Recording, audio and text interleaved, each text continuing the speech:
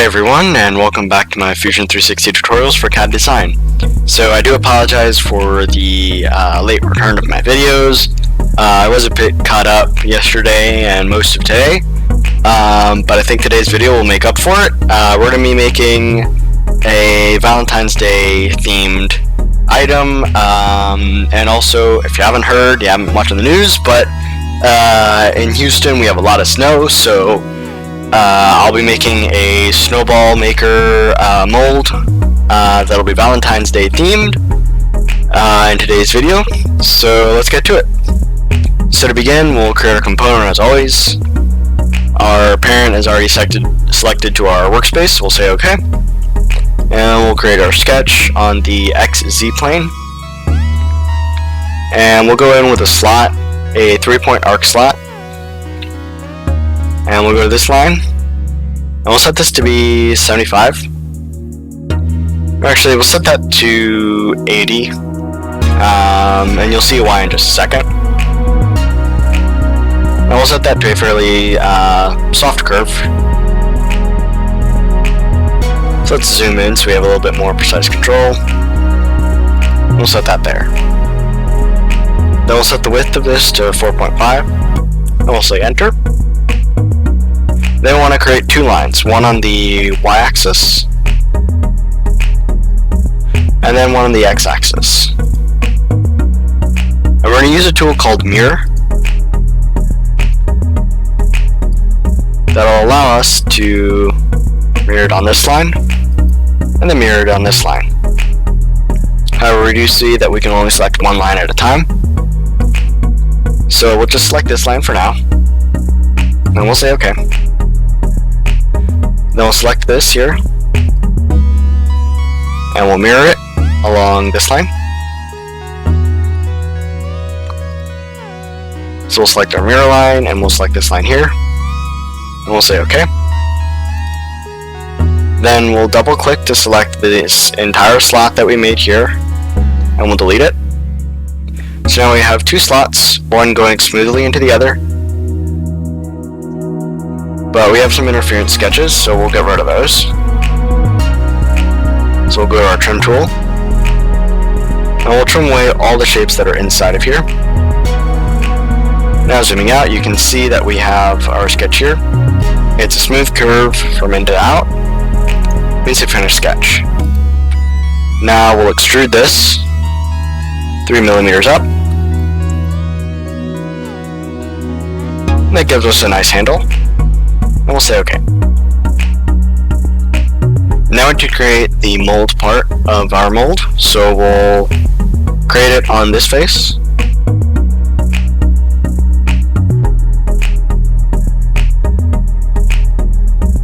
And we'll select the center point here. The snap function of your sketch automatically selects the center point of this circle here. So just go into see that circle there. Now we need to make this bigger. So we'll select the size that we're comfortable with. We'll go to 30 millimeters. And we'll say OK. And we did cut it, but we want to edit that feature. So we'll go into our timeline, and we'll say edit feature. And we'll say join. Like I showed there, I wanted to show you guys how you can use your timeline. So as you can see there, if you do make a mistake like I just did, you can go into your timeline and edit a feature that you've already done. Instead of having to undo and then redo in a different way, you can just click on that feature, right click, and it'll allow you to edit that feature. So now we can say OK. And to do one more step before we're ready, actually 2 more steps. So we'll make a box. We'll make it on this face here. And we'll switch to our top view. And we'll make a box that's completely intersecting our sphere. And we'll cut off the top portion of our sphere. We'll say OK. And then we'll create another sphere at the center of our initial sphere. And set this up to 27 millimeters. Then you can say OK. Now we need to create an offset plane from this face here.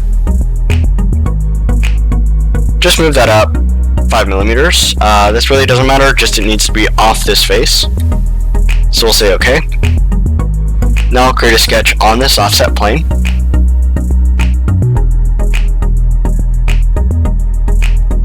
And we'll create some text.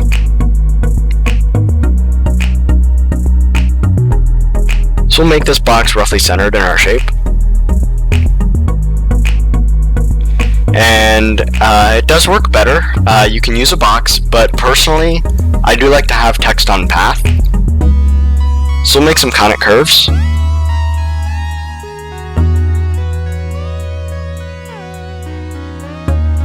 So we do want these conic curves to be inside of our shape. So we'll go to our shape here. And we'll just get close to the edge, but not all the way at the edge. We'll press enter there. And then we'll copy this along a line here. And the way you do that is you select on your curve and you press Ctrl C and Ctrl V like you would copy in any other application. We'll say OK. Then we'll do that again. We'll say Ctrl C and Ctrl V. And then we'll move this sketch geometry down. And we'll say OK. We do want this to be centered, so we'll move or copy this. I'll move this down until it's roughly centered in those. I'll say OK. Now we need to create 3 sets of text. We'll select text on path. We'll select this path. And we'll say happy. Now we'll set this down to 4 millimeters. Align it on the center. Actually set this down one more to 3 millimeters. We'll flip this on the horizontal. And we'll also flip this on the vertical. And we'll say OK. And now we'll repeat that step with our next text. We'll set this to Valentine's. We'll say OK. Then we'll do with our last text. We'll go here. And we'll set this below the path. And we'll set this to day. We'll set our character spacing up since it's a little bit cramped.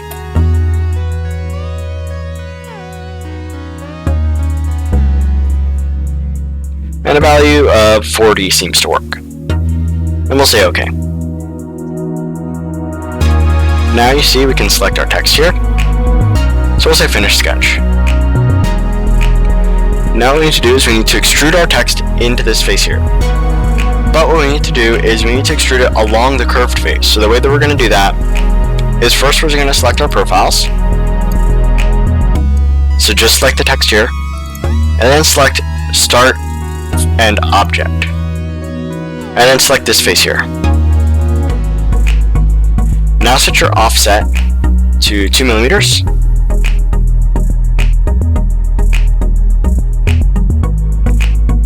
Or actually set that just to 0 millimeters, it doesn't really matter, but we'll set this distance to 2 millimeters. And as you can see, once this loads in, we have projected text. That is a bit high, so we'll set that down to 1 millimeter.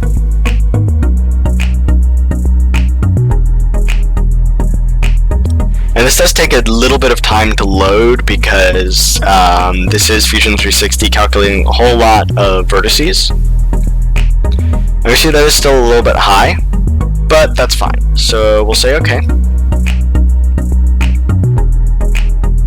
And now once it loads, you'll see we have our text extruded from our sketch.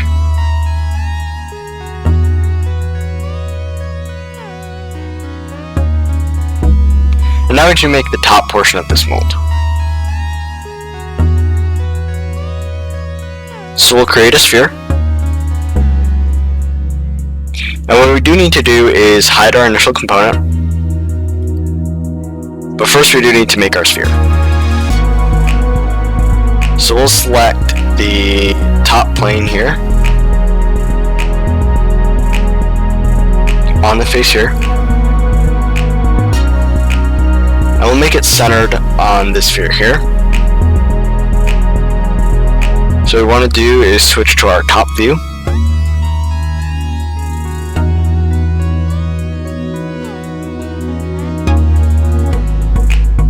And we want to center our view onto our target sphere that we want to make.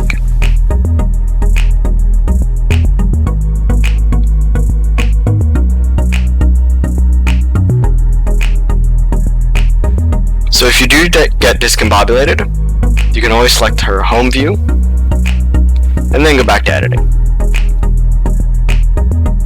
Fusion 360's navigation procedure with any tool is a little bit discombobulating, and even I, with all my practice, I still get discombobulated sometimes. So if you do, just hover over your navigation cube and select your home view. And then we can just set that. So we need to set this to, again, to 30 millimeters. But we'll make a new component.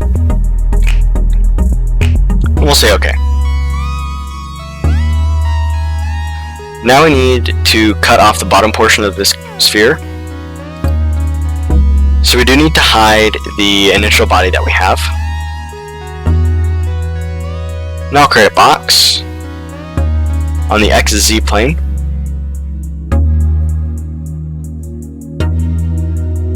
And we'll go back again to our home views for easy navigation. And we'll make a box that'll select off the bottom portion of our box. So now that we have that, we'll set this to cut. And then we'll cut off the bottom portion here.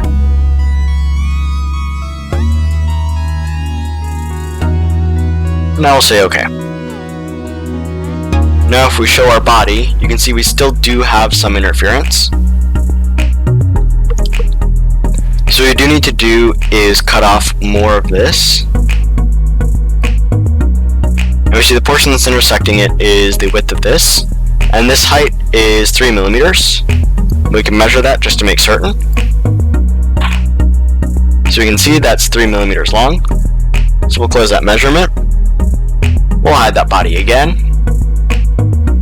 And now we'll create a box off of this face here. And again, you'll make this so that it's encapsulating our sphere.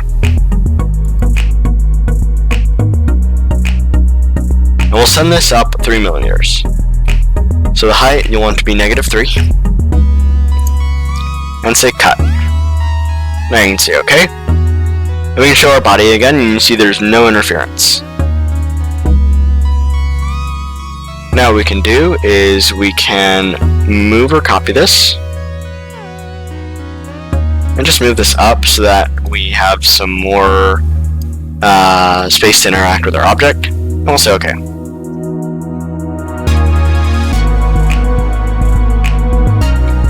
And then we'll go back again to our home view.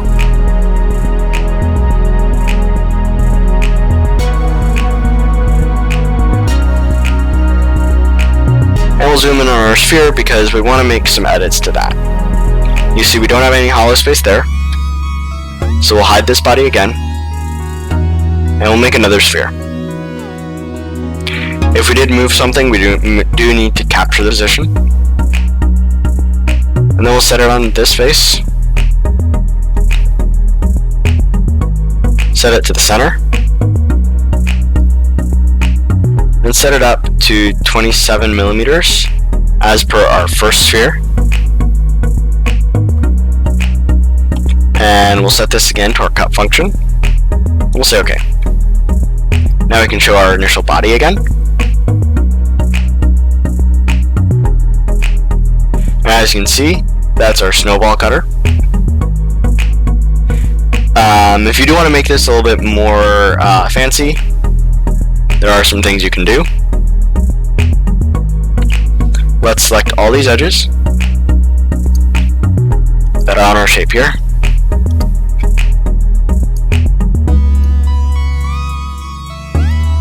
We'll select all the rims.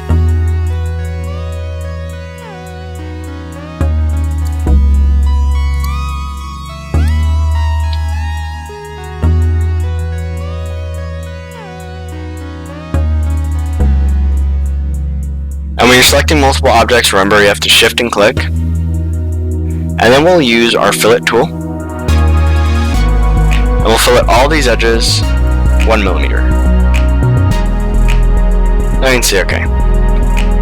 And simultaneously you can see we made everything on our shape much smoother. Now you can do in Fusion 360, if you do want to 3D print this or do anything else with it, machine it, whatever you want, we'll set our component. And we'll select the first body, right click on it, and click Save as STL. Once you do that, it'll triangulate everything on here. And you can set the refinement to medium. You could set it to high, but this might take time, and it might take a toll on your computer. As you can see, we have 11,670 triangles all in our shape. And we'll say OK. And we'll pull up File Explorer so that you can set where you want your object to go. With Windows, it'll automatically go to your 3D Objects folder, so what we'll do is we'll set this as Snowball Maker Piece 1.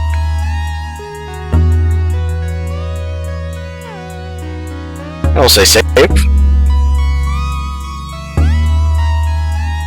And then we'll go and we'll set the other body, which is the top portion here. And we'll also save that as an STL.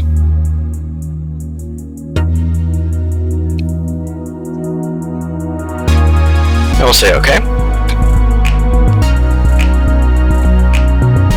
And we can select the initial file, and then just change the last place to Snowball Maker Piece 2. And say Save. Like you see here, all you need to do is pack some snow into the inner portion here, place the cap on, pack that full of snow, and then you have your snowball. And that's simple as that in Fusion 360 to make a snowball maker. I hope y'all enjoyed this tutorial. I'm planning a lot of fun stuff in the future. I'm even planning one tutorial where I'm going to show y'all how to integrate Fusion 360 and Blender. I'm going to show you how to sculpt objects in Blender, and a whole lot of fun stuff that's coming up. So make sure you subscribe, like this video, and keep watching my tutorials. And I'll see you next time.